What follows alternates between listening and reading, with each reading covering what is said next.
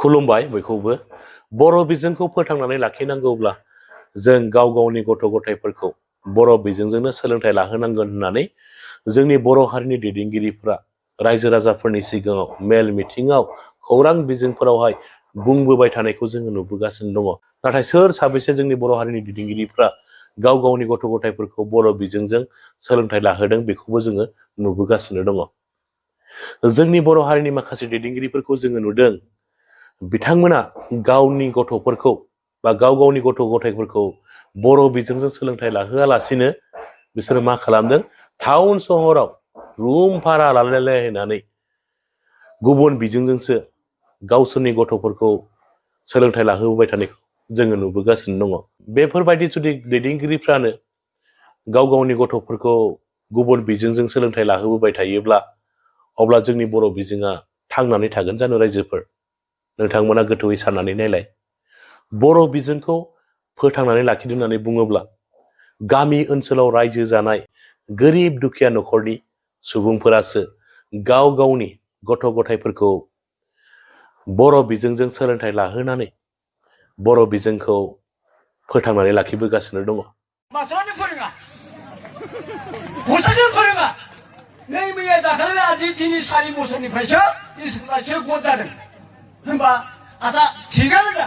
एबसुआनो जा बा जोंनि आफादानो जा बा लाइमोनानो जा बबाव थैनो थाखो दाबोसिम गद गैया। जों थाखा गारनानै थैगासिनो दङ गथ' गथायखौ फोरोंनानै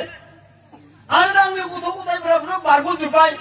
आं बेखौ बुङा खिन्थु नोंथांमोनखौ आं अफन खालामो सार माखाफोरखौ खिन्थु आं खोथाखौसो बुंदों नोंथांमोना बुंनो हगारनायखाय खिन्थु आंनि नाति पुतिनिफ्राय दाबो स्कुल गंसे जोङो मालाया गुबुन बेलेग देशनिफ्राय स्कुल खुलिफैनानै बेयाव कौटि कौटि थाखा खामना लांदों खिन्थु जोंनि बर'आ बेयाव दाबोसिम स्कुल मोजां मोनसे गैया स्कुल मोजां खालायाखै। आरो बुंनो थाङोब्ला खिन्थु गावनि गाव लाइफखौल' नायगासिनो दङ गावनि गाव लाइफखौल' नायगासिनो दङ। आरो रायजो राजाफ्रा मानो इसिबां जमा जाया मानो इसिबां फैया आरो बेबो थाबाय मानगोनां सारमोन आंनि बुंनाया एसे बारा जानो हागौ नोंथांमोना दुखु मोननाङा खिन्थु स्कुलनि फुगै अफिसारफोराव थाफैनाय फुगै आरो जों हारियानो गाव गावबागावनो जखौनो जाया मानो जखानो हायाखै जगाथ' जानांगौ।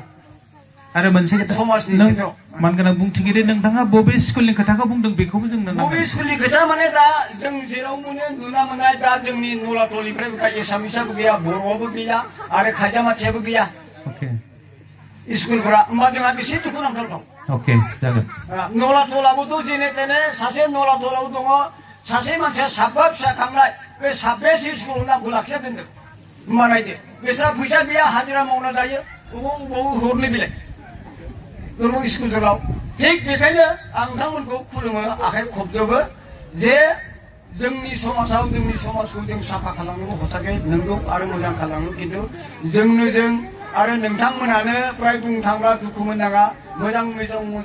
स्कुलफ्राव हगार हरो आरो मोजां माने टाउनाव हगार हरो मोजां जायगायाव फोरोङोबा जोंनि एल पि स्कुला बहा थानो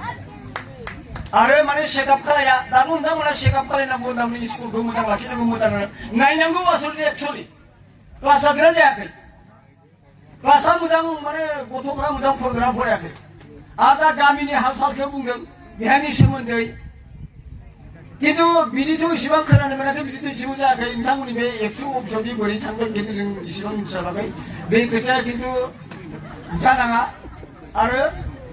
निजिनि हारिखौ बदनाम खालायनाङा आरो मोजां लामाजों थांनांगौ होननानै मोजां सालायनांगौ होननानै गथ' फिसा फिसौ मोजाङै जालांनांगौ लोंलांनांगौ होननानै मोजां रां रुफा खामायनायनि खेथ्रआव आरो आगबारलांनांगौ आरो जोंनि